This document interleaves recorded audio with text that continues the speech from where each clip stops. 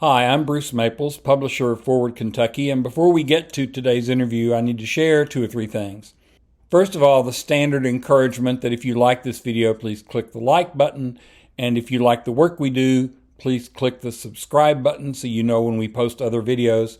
We have three playlists on our channel. One is Moving Kentucky Forward, which is for candidates and elected officials.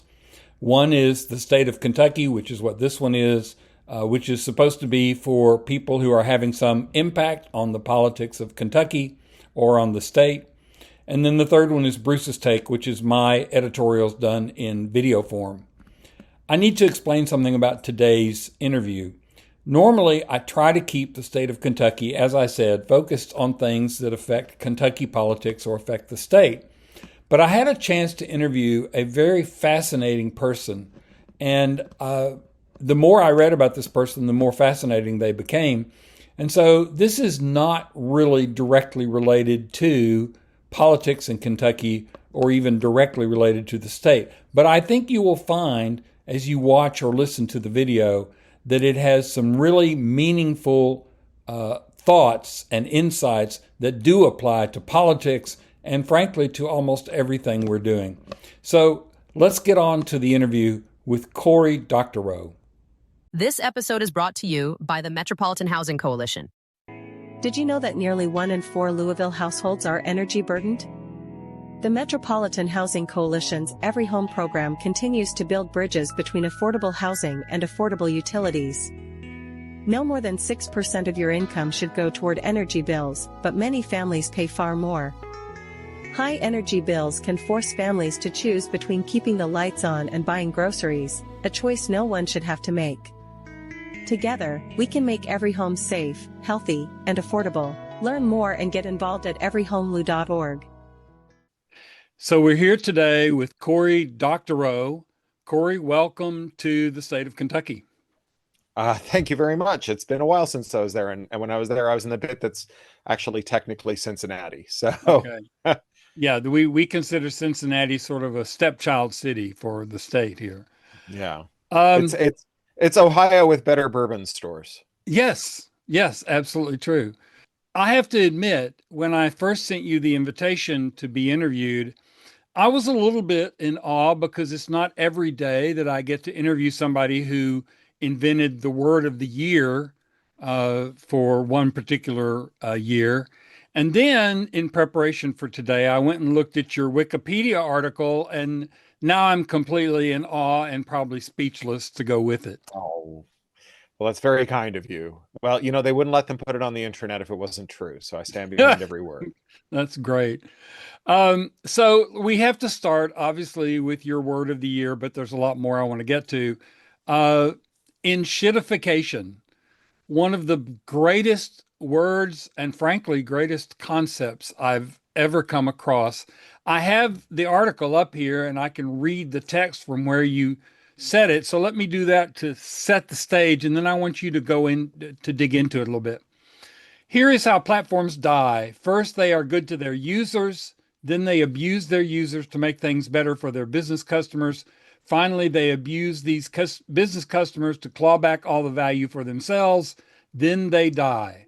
I call this enshittification, and it is a seemingly inevitable consequence arising from the combination of the ease of changing how a platform allocates value, combined with the nature of a two-sided market where a platform sits between buyers and sellers, holding each hostage to the other, raking off an ever larger share of the value that passes between them. What a wonderful, insightful word.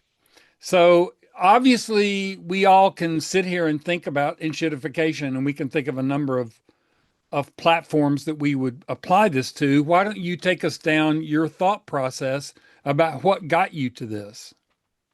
Yeah, sure. So I think you hit the nail on the head when you said that it's a fun word and a good concept, because it's not just a word that's fun to say. And I think that if I had left it at that, if I just come up with a word that created a minor license to profanity, that it probably would have ended very quickly. But the word came in the midst of a lifetime 23 years now of Mm-hmm. working with the Electronic Frontier Foundation on what you might call digital human rights or digital rights.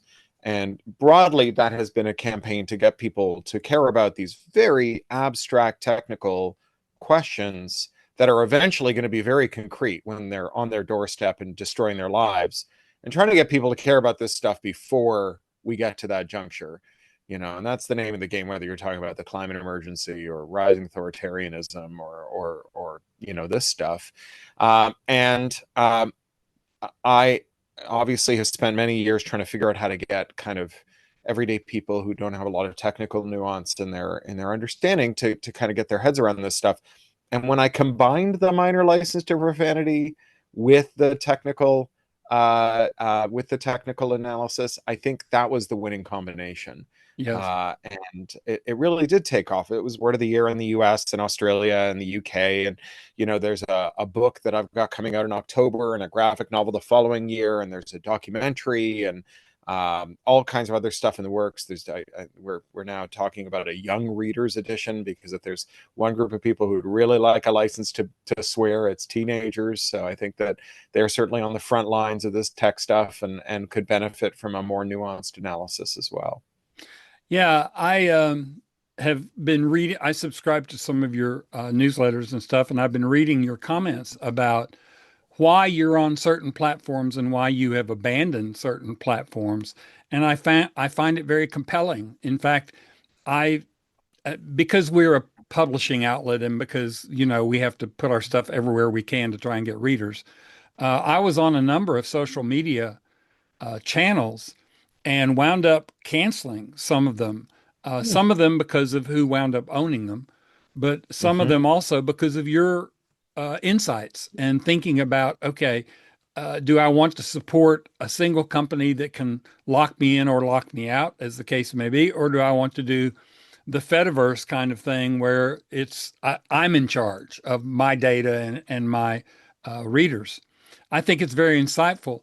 The question I have is, okay, we've talked about it in terms of tech, but you just finished talking about climate and authoritarianism and so on and so forth, which certainly gets closer to what this podcast is supposed to be about, which is politics. How can you tie in enshittification with, say, climate?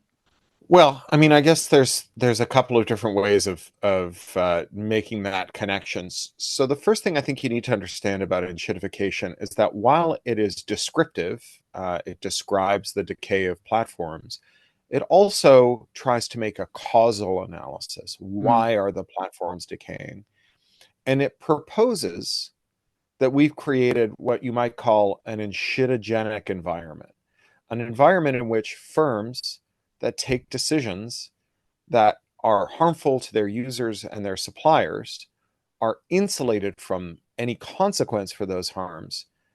And therefore, they are able to do things that are adverse to us and thrive as a result. mm, And this, I think, is the answer to how is it that we had companies like Facebook, say, it's been owned by the same guy, who's been a creep all along. If you read Sarah Wynne Williams's new book about Facebook, Careless People, she's describing kind of larval Musk, or larval Zuck rather, and he's a jerk then, right? He didn't right. get a brain worm and turn bad. That's the guy who's in charge of the health service. This is, he was always a bad person, but it's not your imagination, and you weren't a sucker to think that Facebook was good at one point, right? It Hmm. was a place where we had a rather joyous and rollicking social round of people we cared about and people who cared about us and things we were interested in. Big important movements cohered around it, whether that's Black Lives Matter or Me Too. Political campaigns that were really important and made a difference. The Bernie Sanders campaign couldn't have existed without Facebook. So, how is it that this guy who was always terrible used to do something that was good and then felt empowered to do this stuff that was so bad to us? And I think you got at the answer a little when you talked about lock-in. So certainly he bought a bunch of his competitors. Well, if you look at the record in the FTC case against Facebook that's underway now, Hmm. you'll see that there's this juncture where they're buying Instagram And Mark Zuckerberg's CFO has written to him to say, Mark, why are you spending $1 billion of our shareholders' money buying a company with 12 employees? And Mark Zuckerberg writes back with admirable, if not well-advised frankness, I am buying this company because people hate Facebook. They love Instagram. They're leaving Facebook for Instagram. If we buy Instagram, then when they leave Facebook, they'll still be Facebook users. This is an actual admission of guilt. You know, the antitrust laws are sometimes a little hard to enforce because sometimes some aspects of them turn on whether a firm intended to reduce competition or create a monopoly. But every now and again, you get a CEO who sits down at his keyboard at 2 a.m. and writes, you know, dear Bob, regarding this killing we're planning, just so you know, it's a murder and it's premeditated. Yours truly, Mark Zuckerberg. Right. And when that happened, nothing happened to Mark Zuckerberg as a consequence. The Obama administration waved through the merger, as all administrations have been waving through nearly all mergers for the past 40 years, since kind of the Reagan Revolution, when we started dismantling antitrust law and allowing this. So they're not disciplined by competition. They're not disciplined by regulators. The regulators are quite captured. You know, in the United States, we haven't had a new consumer privacy law since 1988, when Ronald Reagan signed the Video Privacy Protection Act that bans video store clerks from telling newspapers which VHS cassettes you have. And so when Mark Zuckerberg spies on you using something other than the records of a video store, there are no consequences for him. We can't use technology to break free of Facebook.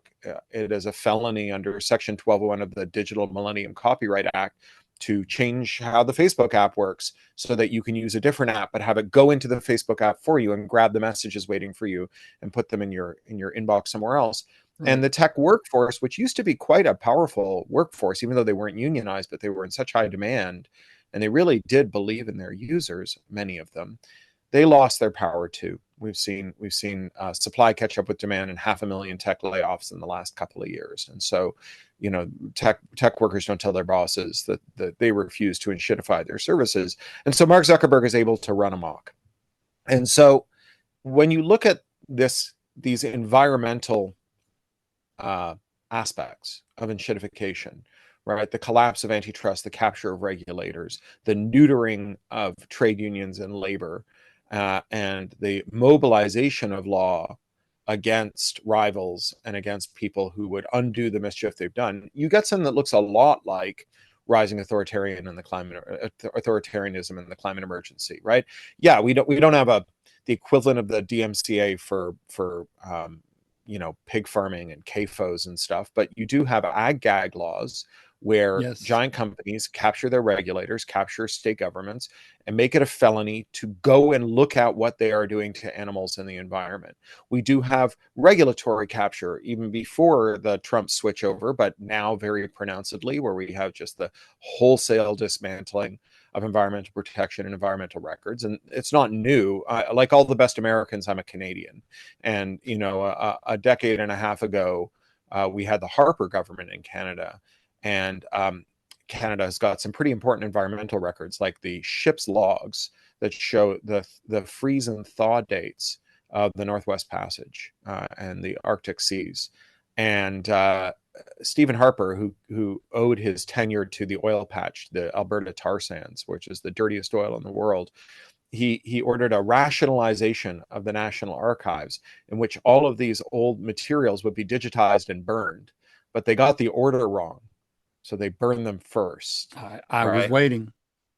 So, you know, hard to imagine that was an accident, right? It's pretty flimsy pretense. Is really kind of a raised middle finger.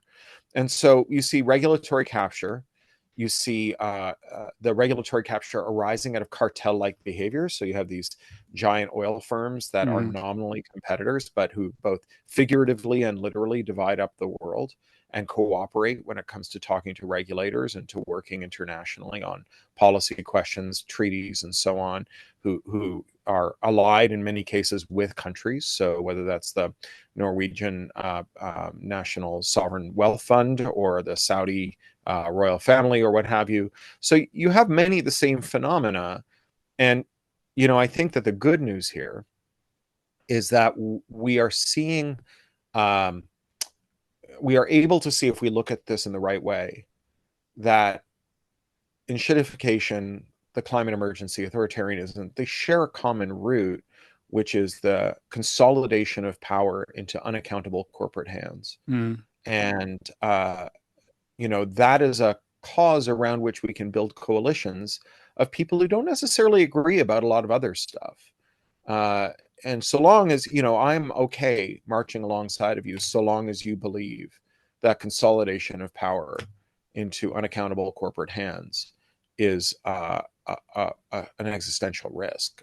We don't have to agree about anything else, and we can be part of the same movement. And, when coalitions form, that's when things change. That's why Trump is destroying the country right now, as he fused together a coalition of, billionaires and eugenicists and, bigots and misogynists and whatever. All these people have different priorities, people who want to invade every country in the world and people who want to be isolationists and not have America do any military ventures and still find themselves under Trump's big umbrella. I mean, Musk is the great example. Someone who wants zero federal funding except when it comes to him Right. for any programs, and who is in coalition with, and as of about 3 a.m. last night, licking the boots of the Trump administration, which plans to add a gigantic amount of unfunded liabilities to the federal balance sheet. Right. So let me ask you a philosophical question, and I don't want to chase this too far because I have some other questions to get to. Is this phenomenon of enshittification, is it a natural outcome of shareholder-driven capitalism, or is it a moral decision made by the people running the companies, or both? Neither. Okay.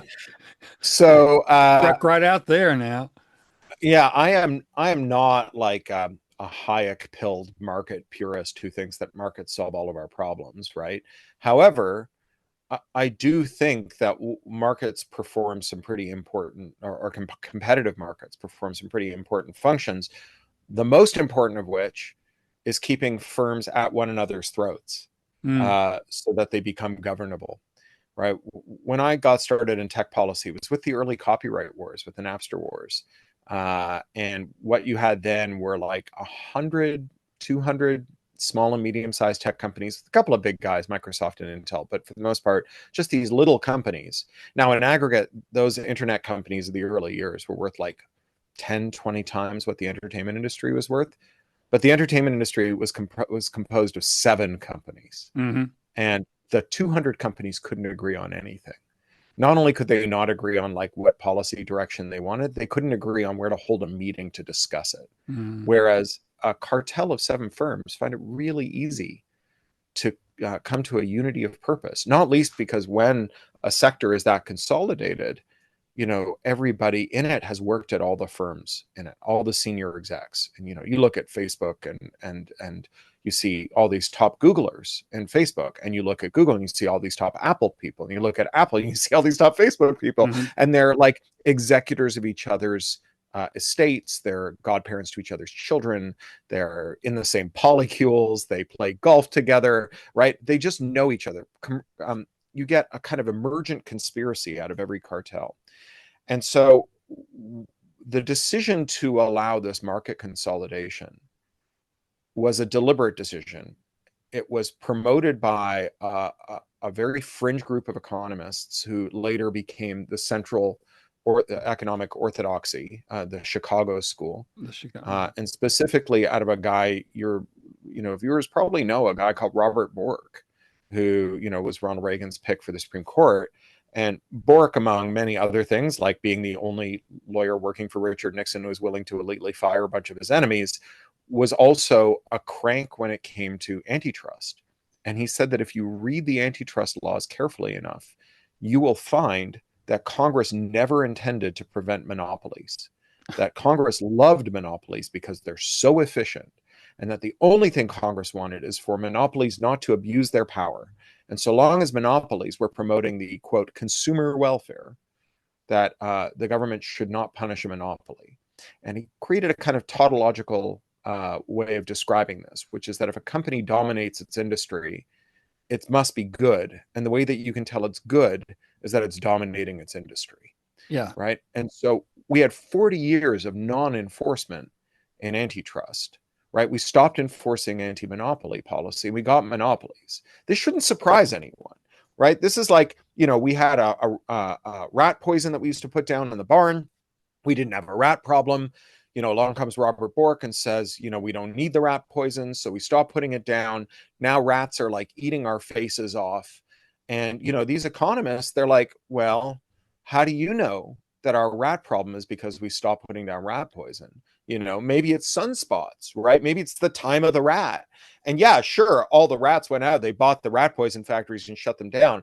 But surely you can see that that's economically rational if we're not going to put down rat poison anymore, right? So we created the environment in which firms could capture their regulators, and they did. And it's a flywheel, because when you capture your regulators, you not only get to form monopolies and abuse your monopoly power, you also get to forestall other kinds of legislation like privacy laws or like environmental laws, because the monopoly, the cartel, the duopoly is able to mobilize its policy preferences. And because they're not wasting their time with what Peter Thiel calls wasteful competition, Right. they have lots of money they can spend realizing those policy preferences. So the issue is not that we have new bad people running companies, nor is it that shareholder capitalism inevitably leads to this, but rather that 40 years ago, we began on a path to taking sort of specific articulatable policies that produce this. It's not iron laws of economics. It's not the great forces of history, right? It is the decision to stop putting down rat poison that created the rat plague. And the good news is that means that we know how to end it, right? We just have to put down rat poison. Problem is the rats shut down all the rat poison factories. Right. So if you wanted to get there, I wouldn't start from here, but this is where we are. So, this, as I said earlier, this is supposed to be a podcast about politics. I sort of went out of my lane, as it were, to be able to interview you because, as I said, I just found the whole concept so fascinating. And I also, as I said, having read your Wikipedia page, I am completely in awe of all the work you've done. But I want to pull this now into this. Can we apply the concept of enshittification to politics, either in general or specific to American politics? Well, enshittification, I'm fine with people using it in a kind of loose, non-technical sense to mean things getting worse. But enshittification, the way I lay out the thesis, relies on one very specific mechanism that is not obviously present in politics, which is the ability of digital systems to change the rules really quickly. Mm-hmm. So I call it twiddling, right? So there are lots and lots of scams, right, out there in the world, including political scams. But there's a specific kind of scam that tech companies do where every time you interact with them, the business logic of that interaction, right? The prices, costs, recommendations, search ranking, all of that stuff can be different and can be tailored to you. And so this makes it very hard for you to know when you're getting ripped off. And so I'll give you a couple examples of this. There's a company called Plexure that is in McDonald's investment portfolio. It's a startup McDonald's is invested in. And Plexure advertises that they can help people who operate drive-throughs reprice everything at the drive-through when you use your app to order something based on whether you've recently been paid. And so on the Hmm. day you get paid, your breakfast sandwich costs more, right? Because you're spendier. It doesn't just affect the buy side though; it affects the sell side. So nurses in this country now used to be booked through mostly staffing agencies, or dozens and dozens of them. They're pretty much local. There are a few national ones, but mostly local. They've been all but obliterated by three giant apps, and the apps price nurse labor differently from shift to shift and from nurse to nurse based on whether you have a lot of outstanding debt. And so they're able to buy a nurse's credit history from a data broker before they offer them a shift and tighter the wage down based on how desperate, how economically desperate they think the nurse is. Right? Now, I've listened to Tennessee Ernie Ford songs. I know that we didn't just invent asshole bosses this week, right? The thing is that if it's the 19th century, you just can't fill a boiler room with enough guys in green eye shades to do this trick, right? It's not that they like lacked the smarts, and it's not that they lacked the howling void where the rest of us have a moral center. They lacked the technology. And in politics, we have lots of ways that politics gets worse, and some of them intersect with technology. Obviously, social media plays a pretty important role, and so on.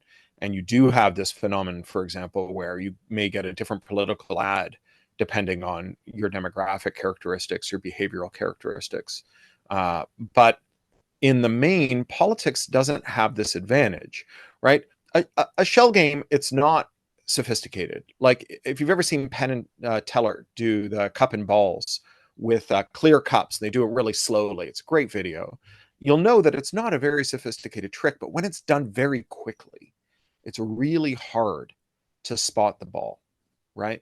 And what these digitally enabled firms and sectors are able to do is they're able to speed up their hands so that they operate at robot speeds. And that's the magic here. That's what's changing things. And so I don't know that I would call politics enshittified. I will say that there's lots of domains in which technology is protruding from the internet and into the physical world, right? Like, so grocery stores are increasingly using electronic shelf tags, so e-ink shelf tags that are networked and can be remotely updated. And Norway is where this kicked off. And in Norway, grocers change their prices between 2,000 and 3,000 times a day, right? And they say, oh, well, that's to help us move the wilted lettuce. But you can see how, when combined, especially with surveillance technology that can make guesses about your willingness to spend and other things, how that could be used to dynamically reprice things per shopper in ways that were extremely adverse to the shopper's interests. I'm sitting here thinking about some areas of the political world, even in this state, but also, of course, in the country. And I'm thinking about ways that they could be described as enshittified. But I think your point about the interaction of the technology is an important caveat to that. Yeah. So I'm not going to chase that too much further. I mean, So look, there's lock-in, right? I mean, people like gerrymandered districts mean yes, that, the only way to cast a vote that matters is to do so in the primary, which is like a very weakly constituted institution relative to a general election, much more liable to corruption and gamesmanship and so on. So we do have like lock-in and its consequences. We do have people who become too big to fail and therefore too big to care. It's just this one specific mechanism that's missing. I got you. I'd like to wrap up with a couple of things. You have a new book out, which I'm probably going to run by as soon as we get done. You've written a lot of books. Yes, picks and shovels. He has it right there. The man was prepared for the podcast. Indeed. I got a stack of them here. So, I'm going to ask you a tough question. You've written a lot of books.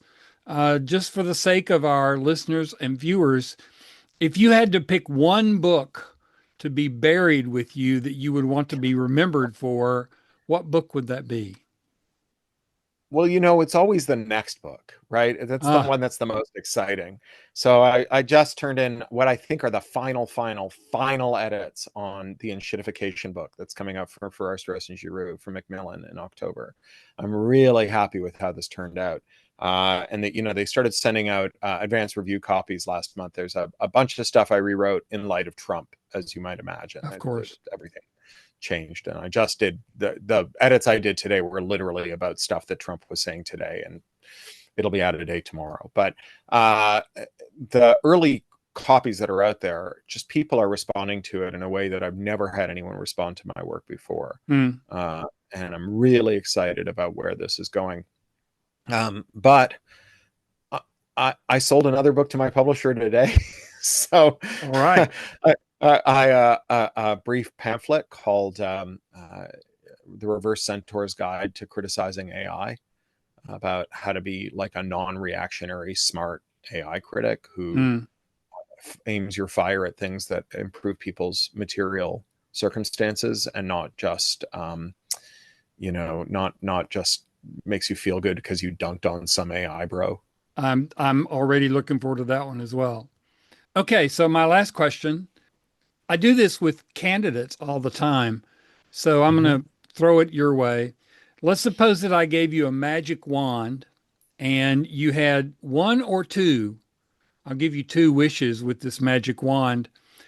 What would you use it for to slow down enshittification? Or I'll put a different spin on it. What can we do to slow down enshittification?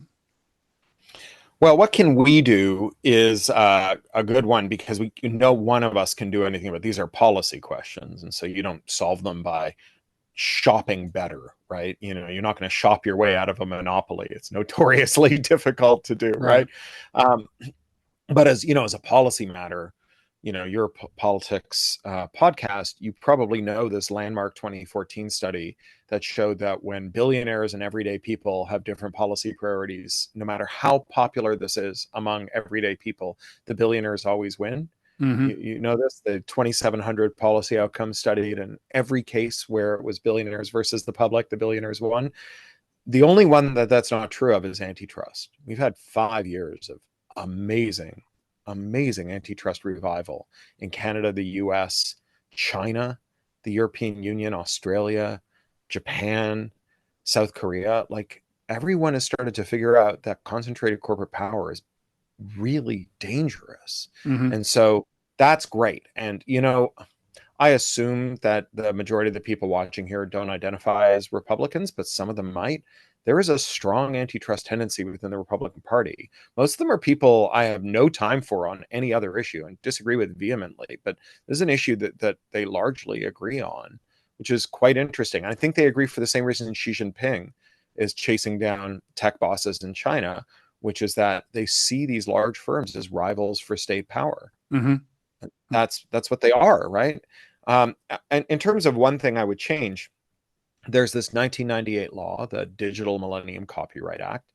Section 1201 of the DMCA makes it a felony to change a digital lock. So if there's something in a device or a service that's designed to stop you from changing how it works, you can't bypass it, even if you don't break the law. So if your printer is designed so that it checks to see whether the cartridge came from the manufacturer and it's not a remanufactured cartridge, then it's a felony punishable by a 5-year prison sentence and a $500,000 fine to disable that software, even though using ink of your choosing is not a crime, right?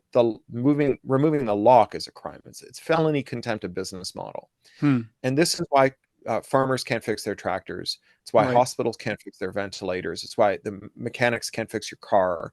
It's why you can't use a third-party app store on your iPhone or your Xbox, and why Apple gets to take 30 cents out of every dollar you spend in every app. So every news outlet that's getting a subscription through Apple is having 30 cents out of every dollar scraped by Apple for processing a payment, something that costs everyone else between 1% and 3%. Right. Unless it's in an app. I would just get rid of this law. I mean, it's outrageous, right? Like, the fact that you can't change your printer so it takes third-party ink is why the printer companies have raised the price of ink over and over again. And now ink is the most expensive fluid you can buy as a civilian without a permit. You spend more than $10,000 a gallon on ink. The colored water that you print your grocery list with costs more than the semen of a Kentucky Derby winner, right? And so it feels like a no-brainer to get rid of this law. Like, there's no good reason for it. I'm quite hopeful, actually, that other countries will get rid of this law, because what's happened over the last 20 years is the US government got all of America's trading partners to agree to pass this law. And the difference is that like those countries don't really have companies that use these locks, right? Because they're not like big tech powerhouses like America. It's really just America. So not only are their people's pockets getting picked like Americans are, but also their stock market isn't being buoyed up by the, hundreds of billions of dollars that are being stolen from people using this scam. So I just get rid of this law. It shouldn't be there. It's long past its sell date. I think other countries are going to contemplate getting rid of it. The only reason they passed it is because the U.S. Trade Representative said that there would be tariffs on their exports when they went to America if they didn't pass this law. And now, like, whatever, right? Like, Trump is horrible, but like when life gives you SARS, you make sarsaparilla.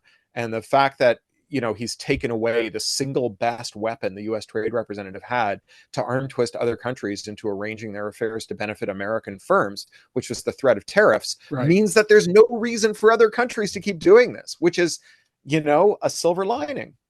Yes. All right. Cory Doctorow, thank you. I'd like to wrap up by you telling us where we can find you. If people want to subscribe to your work or get your newsletter or read your stuff, where should they go? Sure. Well, my books are mostly published by Macmillan.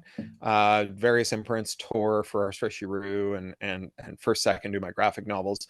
You just put my name into any bookstore. If you're in around Cincinnati, Joe Beth does a pretty good job of stocking my books.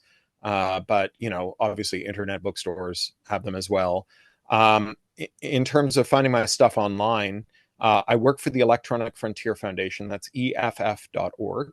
And my newsletter is at pluralistic.net. And that's got feeds that go out as Twitter threads, as Mastodon threads, on Medium, on Tumblr, as a newsletter. All of the links to subscribe, however you want to subscribe on whatever platform you're on, you can find at the top of the page at pluralistic.net. And it's Creative Commons licensed. So you can take it, you can reprint it, you can sell it, you can translate it. All you need to do is follow the license terms that say you have to credit it to me and reproduce the license with it. And there's no tracking. So I don't have any trackers. I don't know how many people visit my website. I don't keep logs. It's just black type on a white screen. My privacy policy is I don't collect your data and I don't use it in any way ever. Right. All right. I will put links to all of those in the description. And I really appreciate you taking your time. This has been fascinating and insightful, which is what I knew it would be. Thank you again. Well, thank you, Bruce. I appreciate it.